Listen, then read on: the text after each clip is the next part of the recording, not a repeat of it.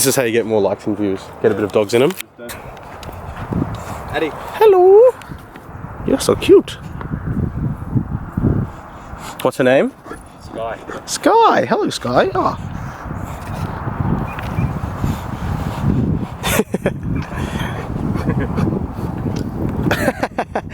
Hello. Oh, that's really cute.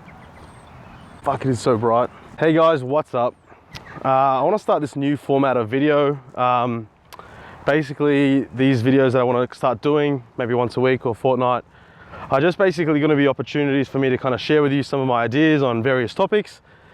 So if you like this style of video, let me know in the comment section below. Make sure you click like, of course, and subscribe to the YouTube channel. I'll still keep putting out informative content because that's what I enjoy doing. But I think these kinds of videos might be interesting, or you might be interested in hearing what I have to say. So if you are, let me know and I'll keep doing them. And if not, I guess I'll keep doing them anyway, and you're going to watch it because I said so. So the topic that I want to talk today about is basically longevity. When you think about coaches, or when you think about what it means to be a good coach, I think one of the things, or one of the metrics that I use, or you should use, is what proportion of the lifters that a coach takes on ends up becoming like elite, or really, really good, or reaching to, like, moving towards their genetic potential. Obviously, this is something really, really hard to measure. Coaches churn through so many lifters. You know, it's really, really difficult to measure. But I think this is a really important metric. I mean, there are some coaches that I know of that have coached some of the best lifters in the world and have produced multiple world champions. But I don't think that necessarily means that they're the best coach in the world. Sometimes if someone's got a good enough name or a good enough reputation, elite lifters come to them, you know? For example, a really good example is my friend Brett. He started training with me. He's an elite lifter, and by no means do I claim that that I was responsible for the world records that he broke or for the success that he had, because he was already good when he came to me. So I think what really matters is how a coach is able to take lifters from, you know, whatever starting point that they arrive to the best potential that they could possibly be. Now, I think the important thing is that what I'm trying to say here is that the best potential that they can possibly be is a really big, long-term goal.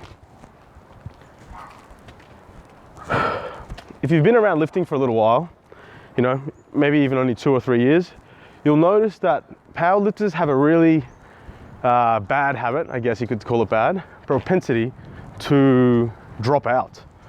I mean, I've been lifting for 4 years. I actually did my first powerlifting competition 4 years ago. And one thing that I notice is that a lot of people, a lot of lifters, they drop out. They don't last very long. You know, a really good example is my sister. She started lifting probably 3 years ago, 3.5 years ago, and she doesn't lift anymore. And that's something that's a conscious decision that she made. She doesn't want to lift anymore. So that's, I guess, the question that I'm trying to ask here is, how much of a responsibility does the coach have in ensuring that their lifters last the journey, right? That there is longevity in their training careers. If you've seen my video called The Secrets to Elite Level Strength, you'll know that the secret is longevity, is time. You know, you look at some of the best lifters in the world at the moment, guys like Kim Wolford, Bryce Lewis from the USA, Jennifer Thompson, again from the USA. Team USA have a very strong team. These guys have been lifting for 10 years plus. I think Kim Wolford did her first comp 15 years ago, same to Jennifer Thompson, probably even more. David Ricks, 57 years old. Dude's been lifting for like 3-4 decades. It takes time, right? And most lifters don't even come close to reaching their genetic potential because they don't last the distance. And again, the question I ask is, how much of a responsibility should the coach take on in terms of having their lifters last the journey?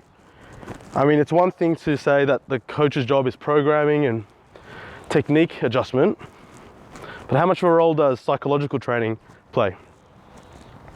I think one of the main reasons that lifters drop out, not the only reason, but one of the main reasons, is people get started for a variety of reasons.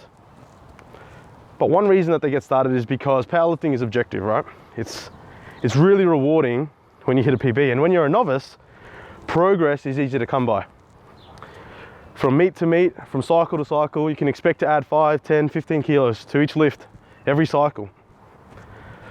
But 2 or 3 years down the road, things change.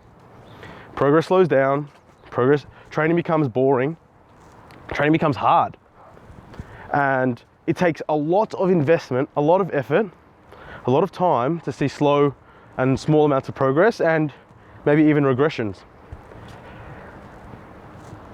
Early in your career, if you get addicted to the progress, if you love lifting because you love the progress, I think that is a mentality that dooms you. One thing that I often say to myself is that if someone told me right now, if someone said to me, or if the future me traveled back in time and said to me, JP, for the rest of your training, for the next 30 years, no matter how hard you try, you'll never hit another PB total again. You'll never progress. You've reached your absolute genetic potential.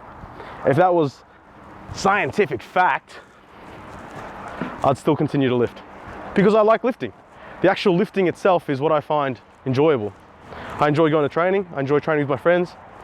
I enjoy the challenge. I enjoy trying to improve my technique. And training is a time for me to kind of put my phone on airplane mode and just concentrate on what I'm doing. It's like my hobby. Look at these little guys. Hi. Oh my God. But what happens is lifters get started and they start hitting PBs and like, this is so rewarding. And then they extrapolate their results. They go, man, I've added 15 kilos to my squat in the last 12 months. If I keep adding another 15 kilos next year and another 15 kilos a year after, man, I'll be the world record holder in the squat in 3 or 4 years. This is amazing. But we all know that doesn't happen because 3 or 4 years later, they don't have the world record squat. And they potentially have a squat that's only 10 kilos more than it was 3 years ago. So it's hard, you know? Time is critical in the strength game, but nobody wants to have to do it. And again, it goes back to my question is, how much of a responsibility does the coach have? I think one of the things that the coach has a really big play in, or a big say in, sorry, is obviously programming and how that programming affects the lifter mentally. So let's take, for example, you've got a lifter with a 600 kilo total and they've got a competition coming up in, let's just say 16 weeks, just for ease sake. And Coach A is heavily focused on results, right? They want to produce really good lifters. So they put their lifter through a really, really gruesome training cycle. And 16 weeks later, the lifter totals 650 kilos. They've added 50 kilos to their powerlifting total in 16 weeks, nearly 10%, big improvement. But in doing so, the lifter had to go through really, really hard training. It was mentally challenging, physically challenging. And because they've made such good short-term progress, the only way to kind of move them forward in future training cycles is to train harder, right? Progressive overload, king of training principles. They've got to train harder. But the following training cycle is just too hard. They can't survive, or mentally it's too draining, or they get through it, you know, they push themselves through it, but the next comp, they only get 655 kilos on the total, 5 kilos, you know, whereas the cycle before that, they added 50. Man, how mentally punishing is that? You've worked your tail off for 5 kilos on your total. Compare that to Coach B, who takes a 600 kilo total lifter, gives them a far more conservative, you know, 4 days of training a week instead of 7 days or 6 days, more conservative training, and they only total 630 in that first comp. They added 30 kilos to the total. How do you think the lifter feels? From my experience, the lifter is pumped, right? They've added 30 kilos to the total, not amazing, but they're really, really satisfied. And then what happens is, you need to progress them, easy. Let's move you to 5 days a week, or, you know, 10% increase in total training volume, something like that. What happens at the next comp? They total 650, right? They've added 20 kilos to the total. Now they're only 5 kilos behind lifter and lifter with Coach A. But the key is that lifter under Coach B, mentally, is loving it. They're seeing constant reward. They're seeing constant progress. They're getting better every time, and the training's not too taxing. Only training 4 or 5 days a week, which isn't ludicrous. They're able to spend time with their family. Training sessions themselves aren't too grueling. And what happens is in, say, 5 years, 10 years, the lifter that was with Coach A drops out. No longer powerlift anymore. Didn't like it, kept getting injured. Or couldn't handle the requirements that it takes to become elite. Whereas lifter under Coach B, I imagine, continues to see the reward. Yeah, there's going to be harder training cycles and cycles where they mightn't see as much progress, but they keep training and they enjoy the process. And the coach instills that belief in them that they can progress, and instills in them and forewarns them, I guess, that progress isn't going to be linear and it's not always going to be as fast as you'd like. This goes back to one of the things that I teach all of my lifters, is that whenever they have a good comp, you know, Monday morning comes or Monday afternoon comes, the Monday after the contest, and they're like, man, the comp was so good. I can't believe I went 9 out of 9. That was so much fun. Fuck yes. Oh, I cannot wait for the next one. All right, I want to add the same to my total. And I always say, whether or not this is right or wrong, I'm not sure, but I almost always say, appreciate it while it lasts, because it won't last forever. One of the things that I try and teach my lifters and forewarn them of is that progress isn't continual, and that you must be willing to last the journey. This mentally kind of sets them up so that when training does get hard, or when progress does slow down, or when things aren't as rewarding as it could have been, they're not mentally damaged by it, they're not emotionally damaged by it, they don't feel like a failure, right? I guess I'm lucky as a coach is I'm someone who's, you know, 3 or 4 years ahead of a lot of the guys that I coach in terms of experience. And I'm going through the same thing. I'm not progressing as fast as I once was. Training is damn hard.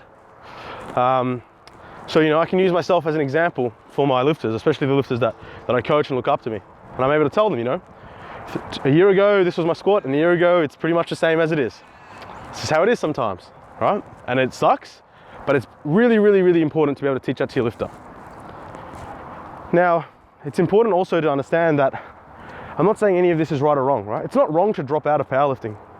If after 3 years of powerlifting, you move on, you want to take on another hobby, you want to do something else, that's fine, right? Because becoming elite in an amateur sport like powerlifting isn't the be all and end all. There's better things to do with your life, potentially, depending on what you're after. So there's nothing wrong with wanting to leave powerlifting, and there's nothing wrong with, you know, I've had lifters in the past that say, listen, I'm only going to lift for the next 3 or 4 years. I'm getting older, I'm going to have a family, so I want to get the best out of myself now. And I'm like, great, let's do it. Let's train really hard. But, you know, I get a lot of junior lifters, younger lifters, you know, juniors and sub-juniors. And I say to them, like, this is how training is. It's relatively easy. It shouldn't be too hard. Just turn up, do the training, do the volume. Shouldn't be missing reps or anything like that. But just keep doing it, you know. Add 5 kilos here, add 5 kilos there.